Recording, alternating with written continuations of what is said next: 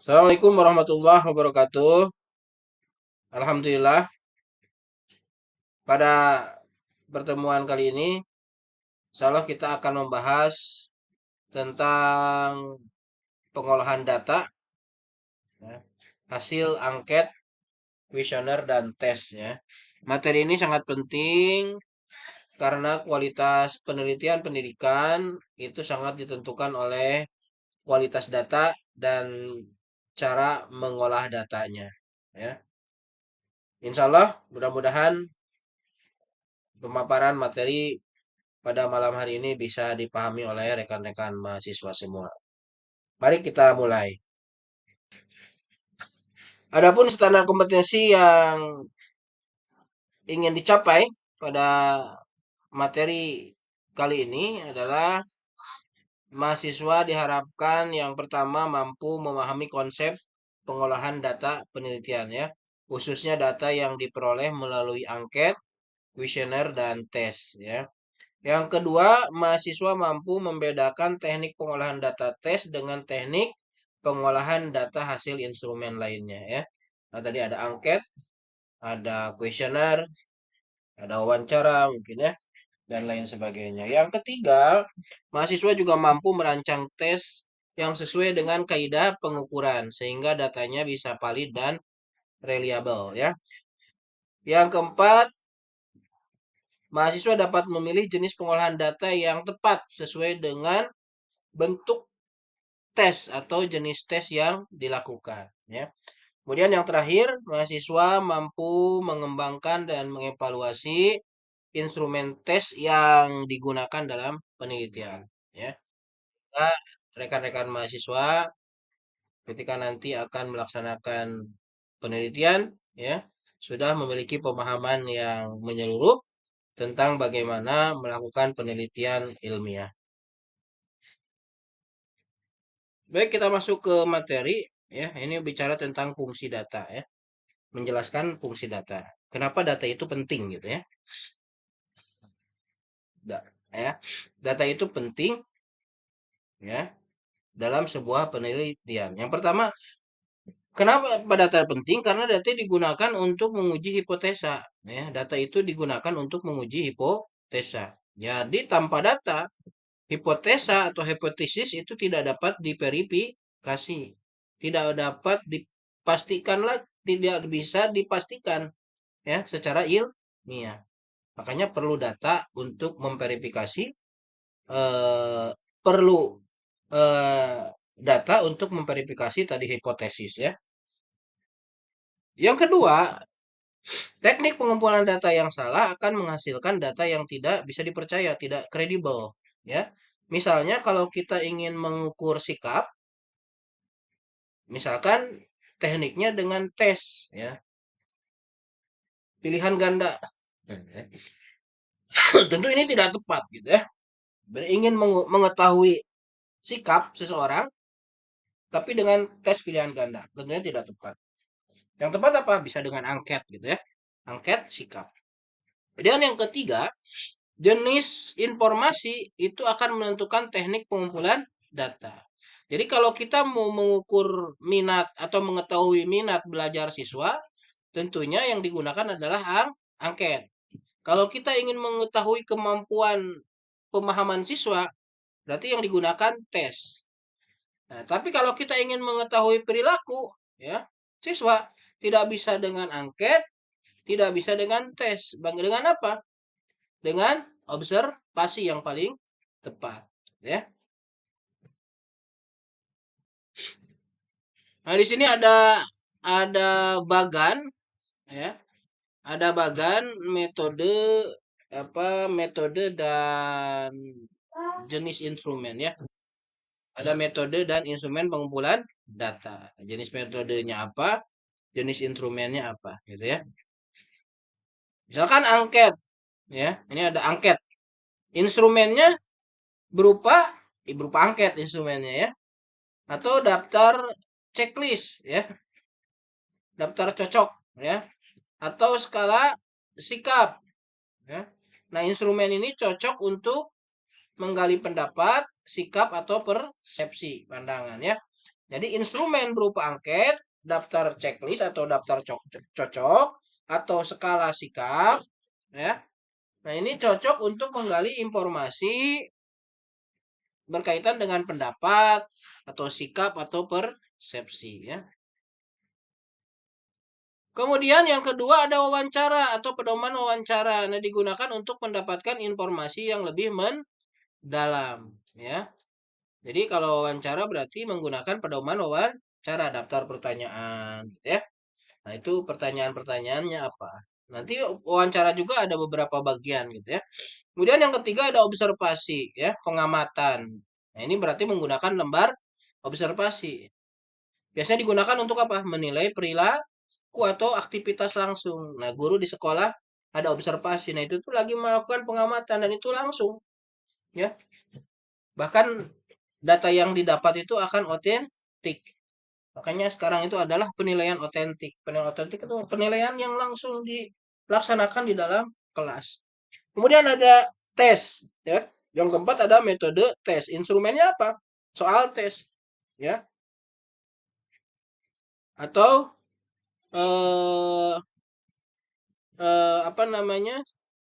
Butir-butir pertanyaan, ya, tentang kemampuan yang ingin diketahui dari seseorang, ya, butir-butir pertanyaan, ya.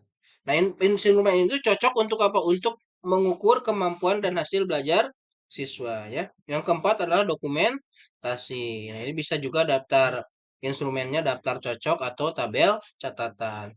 Mengambil data daripada arsip, ya, laporan, kurikulum atau dokumen sekolah. Dokumen itu kan bisa ada foto atau kegiatan atau proposal. Nah, ini di checklist biasanya ada, ya. Kalau ada sekolah, ya, kalau yang udah di sekolah biasanya ada monep. Nah, itu tuh disebut dengan daftar cocok.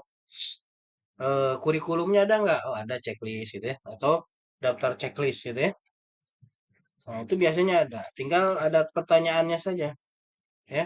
Oh, kurikulum satuan pendidikan ada KSP sekarang disebutnya, ya. Kalau dulu disebutnya KTSP, kalau sekarang sebutnya KSP. Biasanya ada monet atau monep sekarang yang sudah dilaksanakan di sekolah terakhir itu adalah SAS misalkan. Nah, bisa ada. Monep itu ada daftar cocoknya, ya. Oh, ada program kerjanya, oh, ada eh, apa? SK panitia, ada apa namanya? Soal dan lain sebagainya, ya. Nah, ini adalah metode dan instrumen pengumpulan data. Kedudukan instrumen dalam penelitian ini sangat penting, ya. Karena kenapa? Instrumen menentukan kualitas data, ya. Kemudian juga instrumen, jika instrumen tidak tepat, data menjadi bias atau tidak valid, ya. Nah, ini peneliti harus memahami, ya, sumber data dan metode yang digunakan. Misalkan kapan harus menggunakan observasi, kapan harus menggunakan angket, kapan harus menggunakan tes, kapan harus wawancara dan lain sebagainya. Karena tidak semua penelitian itu bisa pakai wawancara, ya. Tidak semua penelitian itu pakai tes gitu, ya. Instrumen salah, data salah, ya. Maka kesimpulan juga akan salah. Nah, ini menunjukkan bahwa pentingnya validitas dan reliabilitas instrumen, ya. Ya, makanya lihat. Nah,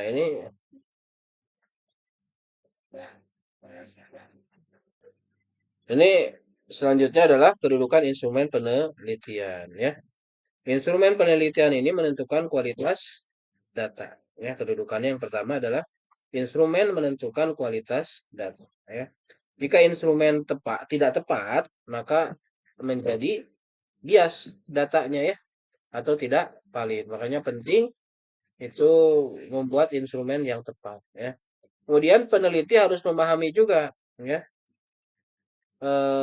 sumber data dan metode yang digunakan. Misalkan kapan harus menggunakan observasi dan kapan harus menggunakan angket dan lain sebagainya. Kemudian yang ketiga, instrumen yang salah, ini kesimpulannya, ya. Instrumen yang salah, datanya pasti salah.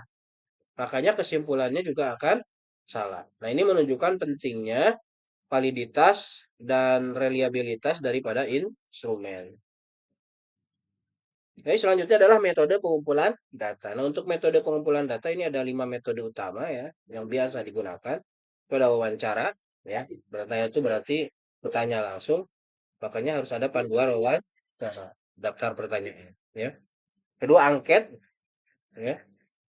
Kalau wawancara langsung ya, kalau angket ini biasanya melalui eh, tulisan gitu jawaban ya. Jawabannya bisa apa angketnya itu pertanyaannya bisa terbuka atau tertutup. Kemudian observasi pengamatan langsung. Yang keempat dokumentasi. Yang kelima tes ya.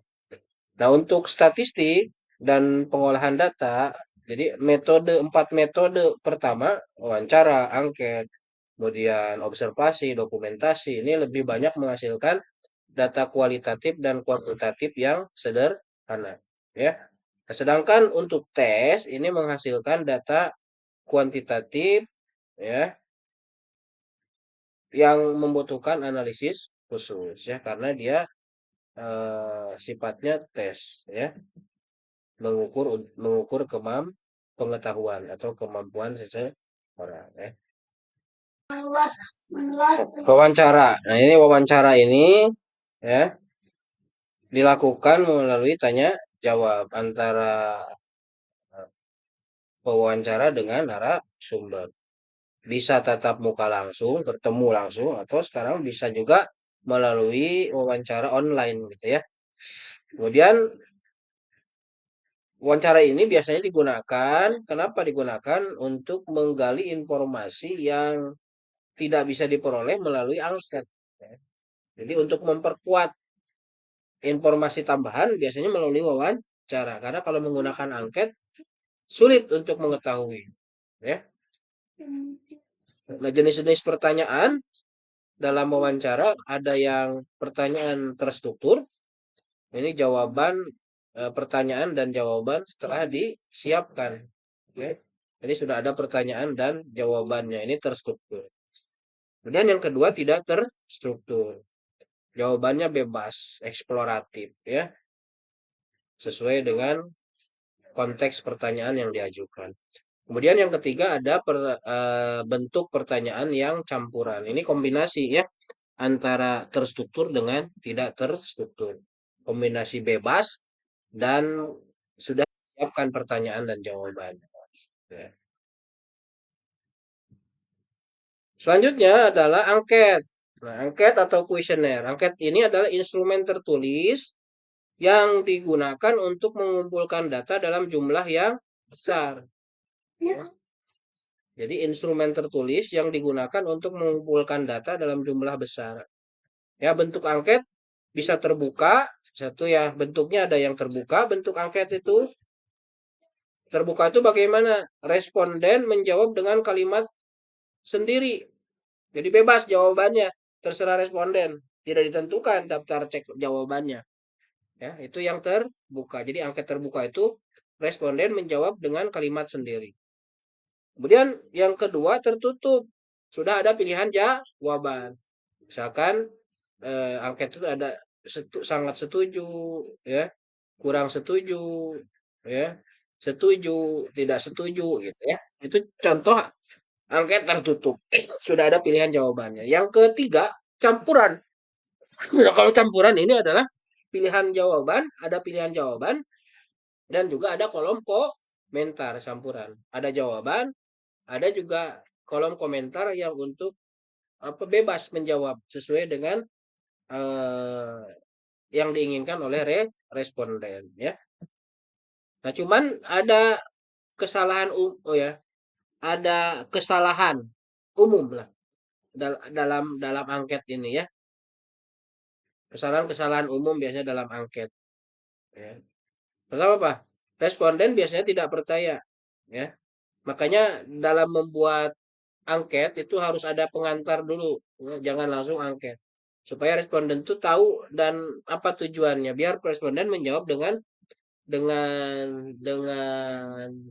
subjektif sesuai dengan apa yang ada di dalam dirinya yang ini dijawab oleh dirinya gitu ya. harus ada surat pengantar yang jelas, ya. Kemudian pertanyaannya sensitif. Nah, ini harus dihindari, ya. Harus dihindari pertanyaan-pertanyaan yang sensitif, ya. Ya. Jadi jangan konfrontatif sehingga pertanyaannya membuat si responden tidak nyaman, ya. Kemudian yang ketiga, biasanya responden juga malas, ya. Kalau kalau jawab angket itu, ya, makanya desain pertanyaannya harus singkat, tidak rumit, memudahkan dipahami, ya, sehingga responden enak menjawabnya, sehingga bisa nyaman ketika menjawab angket, ya. Nah, ini ada jenis-jenis kuesioner, ya. Yang pertama ada kuesioner terstruktur, ya. Nah, ini sama berisi pertanyaan-pertanyaan yang tertutup, sudah ditentukan, ya. Biasanya untuk data kuantitatif, ya. Biasanya seperti itu, ya. Jadi kuesioner berstruktur itu adalah kuesioner yang berisi pertanyaan-pertanyaan tertutup, sudah ditentukan. Yang kedua ada kuesioner tidak berstruktur. Nah, ini pertanyaannya berisi pertanyaan-pertanyaan yang terbuka dan biasanya digunakan untuk data kualitatif. Kalau berstruktur itu untuk data kuantitatif, kalau tidak berstruktur itu pertanyaan terbuka biasanya untuk data kualitatif. Atau yang ketiga ada jenisnya yang kombinasi, ya, menggabungkan keduanya antara berstruktur dan tidak berstruktur, ya. Yang keempat semi terbuka, ya, setengah terbuka. Pilihan jawaban tersedia tetapi responden boleh menambah, ya. A, B, C, D, tapi ada di bawahnya boleh memilih jawaban lain sesuai dengan keinginan daripada responden. Nah, ini adalah jenis-jenis kuesioner, ya. Ada 4 jenis kuesioner tadi, ya. Berstruktur, tidak berstruktur, kombinasi, dan semi terbuka. Makanya ada prinsip penyusunan kuesioner, ya. Yang pertama, kuesioner itu harus sesingkat mungkin. Supaya apa? Ya, responden tidak malas mengisi bila terlalu panjang. Ya, kalau terlalu banyak, terlalu panjang daftar pertanyaannya, responden malas, ya. Makanya singkat saja. Satu persoalan singkat, tapi jelas dan padat, gitu, ya. Tidak bermakna ganda, tidak multitafsir. Nah, ini juga membingungkan kadang-kadang, ya. Pertanyaannya harus jelas dan tidak ambigu, tidak multitafsir, ya. Tidak menyesatkan, hindari pertanyaan yang mengarahkan jawaban, ya. Karena kita ingin jawaban yang sesuai dengan jawaban yang kita inginkan, maka diarahkan pertanyaannya, tidak, ya. Kemudian tidak memicu ketidakjujuran, ya. Terlalu personal pertanyaannya, terlalu pribadi, ini hindari. Makanya tadi yang sensitif dalam angket itu harus dihindari atau dalam kuesioner, ya. Kemudian alternatif jawaban lengkap, ya. Jadi semua alternatif jawaban itu harus bisa dicerna dengan baik oleh responden. Jadi kemungkinan jawaban itu bisa dicerna dengan baik oleh responden sehingga dia menjawab dengan sejujur-jujurnya, ya. Kemudian yang terakhir, urutan psikologis benar. Nah, karena ketika ngisi angket itu memang yang bermain psikologis responden, ya. Pertanyaannya harus dimulai dari yang ringan, ya, menuju ke pertanyaan yang lebih mendalam, tapi jangan sensitif tadi, ya.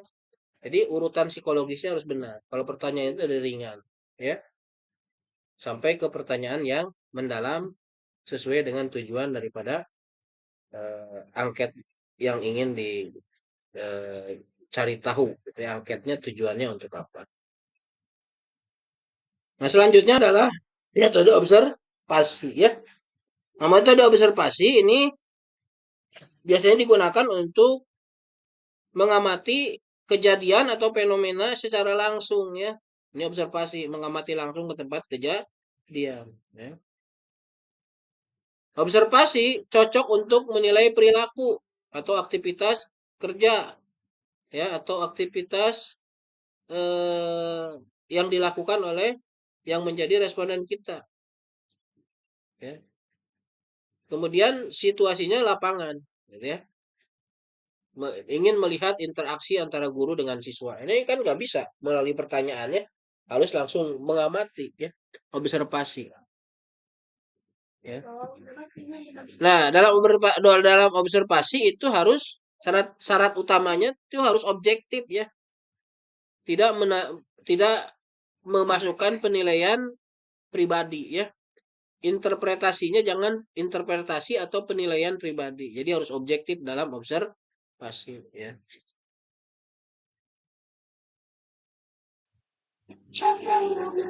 Kelebihan observasi ya.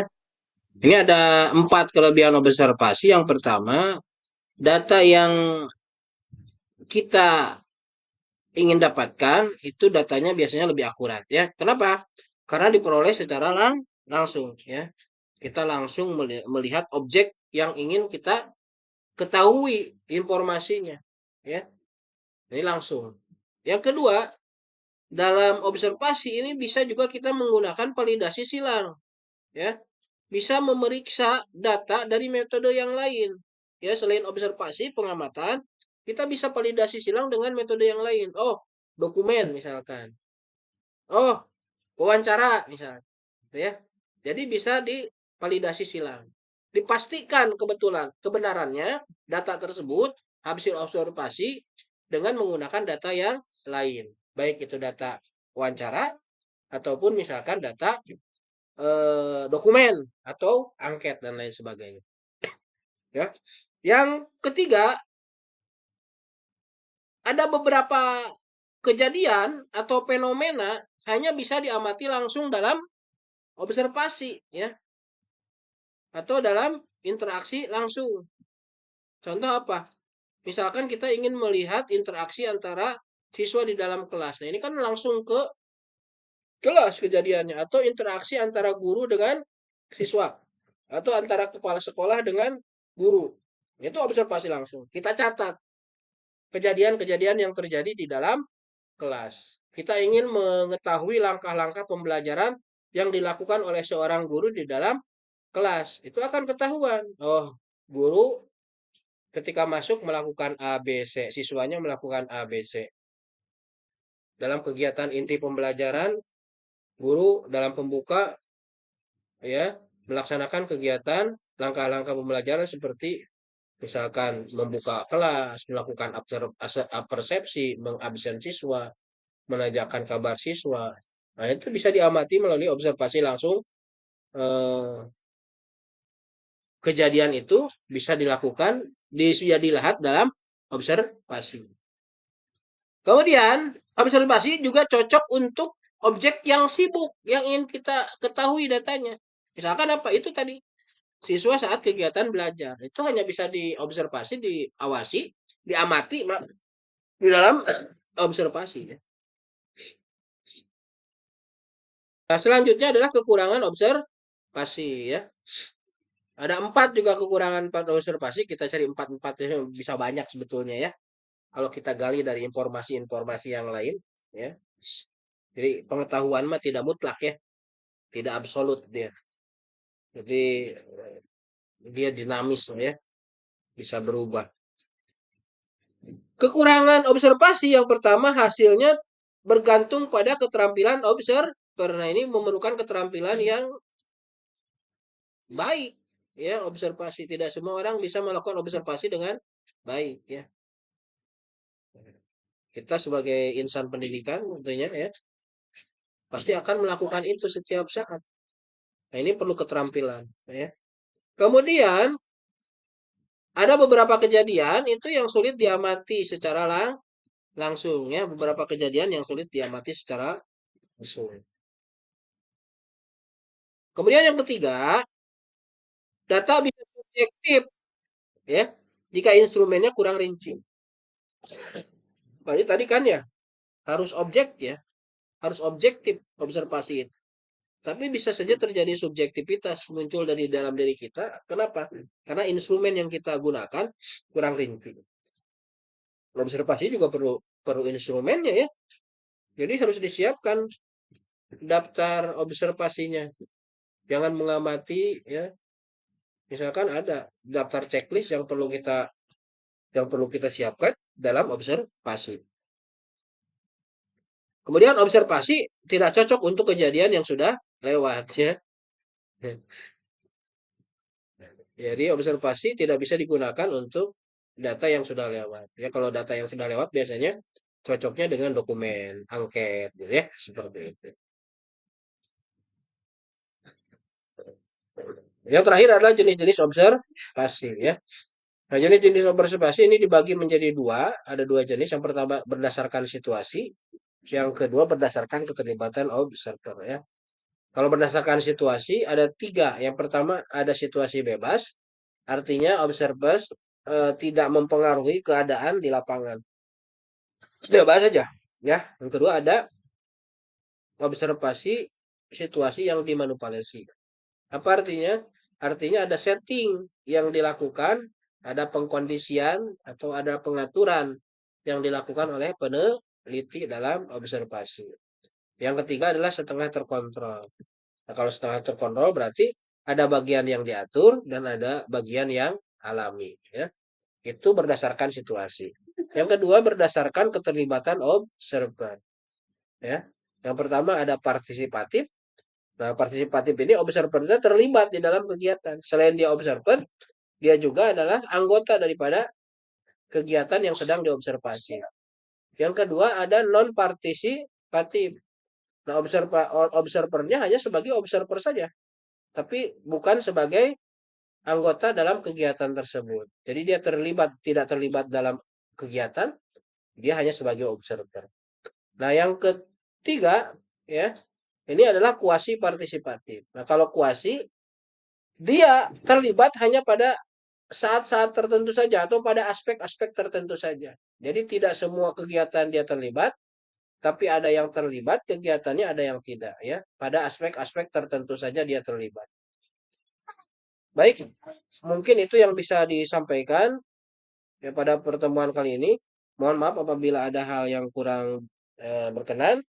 Jika ada pertanyaan-pertanyaan atau ada materi yang perlu dipertanyakan, didiskusikan, silakan rekan-rekan mahasiswa semua bisa bertanya baik di grup ataupun di kolom komentar pada YouTube ya. Terima kasih atas perhatiannya. Saya tutup dengan doa. Subhanakallahumma wa bihamdika asyhadu alla ilaha illa anta astaghfiruka wa atubu ilaik. Assalamualaikum warahmatullahi wabarakatuh.